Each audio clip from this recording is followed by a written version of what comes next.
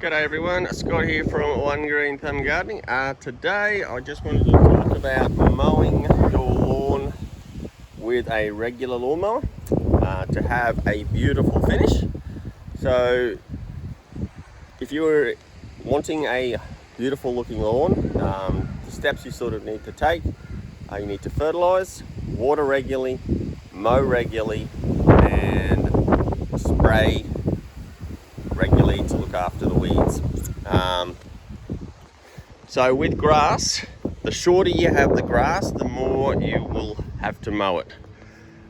So these, I always use my Ego. I've borrowed my neighbour's video just to show you his lawn that he mows with that and the finish that he gets. So I mow this neighbour's. I mow his shorter than what I mow mine, just because I like a little bit more leaf length. But generally, if you sort of do a pinch, like most of the blade grass here is about, say, 20 mil, 10 to 20 mil. And then I've got a really nice thick sponge. I like a thick thatch because it really holds the moisture in, drops the soil temperature, and your grass just survives so much better through the summer months and even with frost. The rhizomes are a lot more protected, whereas you'll find that someone with a what they call a bowling green lawn, like super short, in the summer it'll heat up and they'll require twice as much water as someone who's got a nice thick thatch. So this is fine. So as you can sort of see, my leaf length is just a little bit longer. This is more so to do as an experiment than anything, just to see the difference of how I can get different lawns on regular mow. So I mow the lawn at least twice a week, sometimes 3 times a week, to get that really nice finish. Next door mows his with the little petrol guy. The worst thing with the petrol one, which I'll show you the base of the lawnmowers. So I did run over this yesterday and just knock the seed heads off, but he gets a lot of burn marks where it'll dig in. So I'm actually going to mow the inside a little bit later with his petrol one to see the difference. And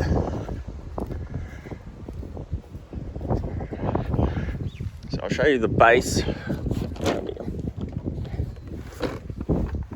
On the Ego lawnmowers, they have this really nice, deep, thick sort of platform. So the grass will the lawnmower, will stay on top of your lawn rather than digging in. Where these guys have got such a, there's no platform. So if this was mine, I'd actually build a platform here to try and create more surface area for the mower to skim across the top of your surface, which is similar to what a cylinder mower has, to create more surface area and a smaller cutting area, where these guys are trying to go over a really wide area, and if you've got any bumps and dips, then the lawnmower will bounce up and down and it'll cut in and give you those great big burn marks or take chunks out of your lawn. So as I said, with your lawnmower, the shorter your grass, the more you'll have to mow it. So say anyone who has a bowling green style lawn, or even like golf greens, they'll be mowing sometimes every single day just to get it super thick and really small, condensed rhizomes. And so like on this one, say if this was a bowling green, so this is where my lawnmower, where the wheels sit on the concrete, and then the deck will sit lower, so that's why it sort of shaves here. But you can tell the difference between where it's shaved, how thick the rhizomes are. They're really thick and compacted together. So on a bowling green lawn, you'll sort of have this thick rhizome and then these really short blades of grass. When we get out, so the longer you have your grass, the more sparse your rhizomes are, and then the longer your leaf or blades are on your grass. So that's why you don't have to mow it as regularly as well. So yeah, the shorter it is, the more you mow, the longer you don't have to mow as much. But if you just constantly mow your lawn at least once a week, it'll take you half the time to just run over it than trying to wait 3 weeks and do like a big mow. So like I can mow mine and my neighbour's front lawns in 14 minutes. So yet if I leave it 3 weeks, then you're looking at half an hour because you've got double the density of grass. So now the fertilizers that I use a Queensland owned company called Queensland Organics. This is one of my favourite products of theirs, Qld 88. It's just a really good general all-round fertilizer, and it lasts about 2 or 3 months compared to your synthetic ones, which I use if I go to a brand new lawn. So if I've just taken over a customer and I want to give it that really quick punch within 2 weeks, you use these synthetic ones to, it's a bit like having a Snickers bar. You feed it, punch the grass, put all the nutrients straight into your grass, but then there's nothing in the soil to feed the microorganisms and all that. This is where this guy will feed all the subsoil, all your microorganisms and bacteria and all that sort of stuff, and your grass colour won't quite be as vibrant, but it'll stay beautiful and green for so much longer. So that's why I have the synthetic, and then I use Earthlife lawn blend. So when you buy your big bags, so I buy straight from the supplier, from Qld. When you buy a 40 kilo bag, it's actually called pasture blend and not lawn blend. But if you buy the 35 kg bags, which you can pick up from your most landscape supply shops and decent nurseries, and then the other most amazing product is to get rid of my weeds.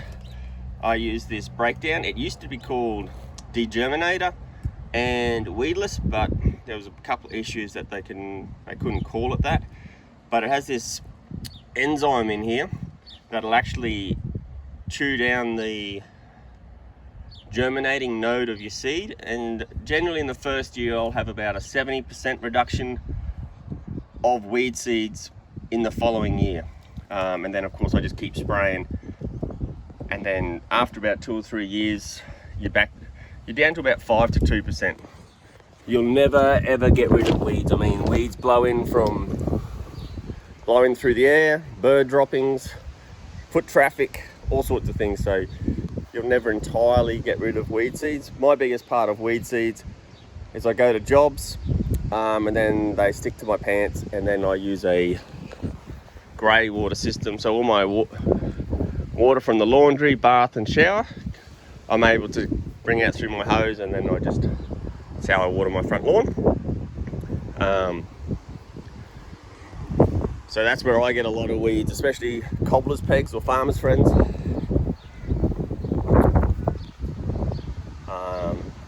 I know that this year we've had plenty of rain, but if you're in a place that hasn't had a lot of rain, what you want to do is water in the middle of the day. So I usually set up soaker hoses,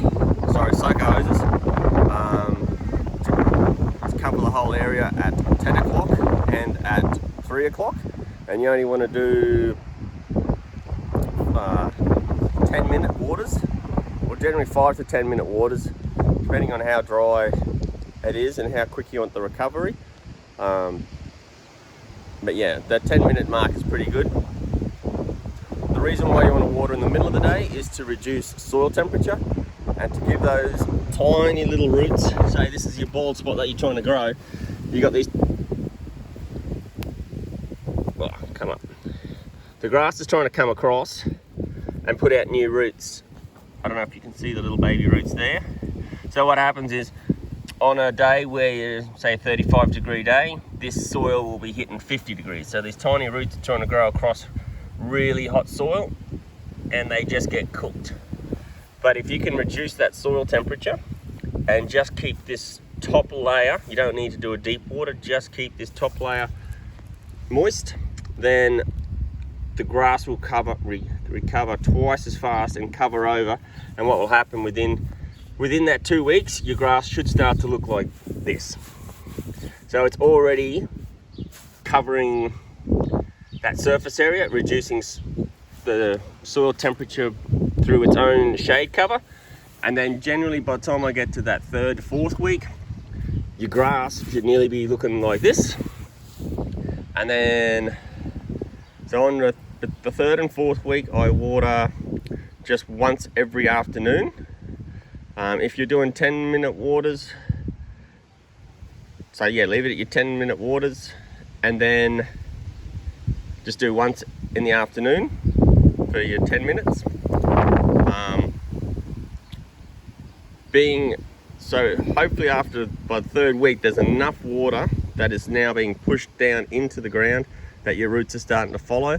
By the time you get to the 5th and 6th week, you're just doing every 3rd day. And then what you want to do is a 20-minute water to really try and drive the roots down further.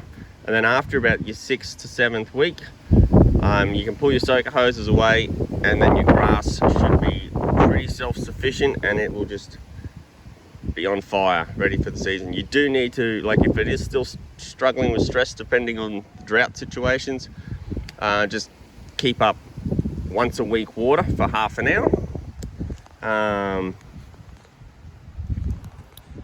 What else can I tell you about lawns and grass? What I do? So water, fertilise, mow regularly, and spray for weeds. So when you first start doing, if your lawn is really bad with weeds, sometimes it's better to just spray weeds and not mow. If you don't have the time to do both, spray for weeds. And if you can get hold of that breakdown through Earthlife, it is amazing stuff. And so is their fertilizers. Like that's all I use on all my lawns, except for the brand new one.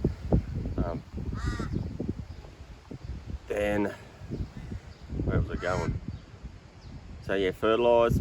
I generally try at least 3 times a year, so I'll hit August, September, December, January, and then March, April I'll do my 3rd one, ready for winter. And then also spraying the weeds. So yeah, if you can just spray your weeds, that's the most important thing. If you've got a yard that's just full of different grasses, that's a right struggle. That's like I can take out weeds in lawns, but I can't take out different grasses in lawns quickly. That's with my lawn, it took me 4 years to go from paspalum, kikuyu, ryegrass and all sorts of crap to pure couch. So sometimes if you don't want to wait 4 years, returf is the way to go. I know it's expensive, but definitely the way to go. What else? Yeah, I think that'll do for today. If there's any questions, queries, comments, love to hear from you. If you want to pick my brain and try and get more information on a certain subject or what products I use or where I get them from, it'd be great to hear from you. Thanks for watching One Green Thumb Gardening. If you could like, subscribe, share, and yeah, love to hear your feedback. Thanks for watching One Green Thumb Gardening and have a great day. See ya.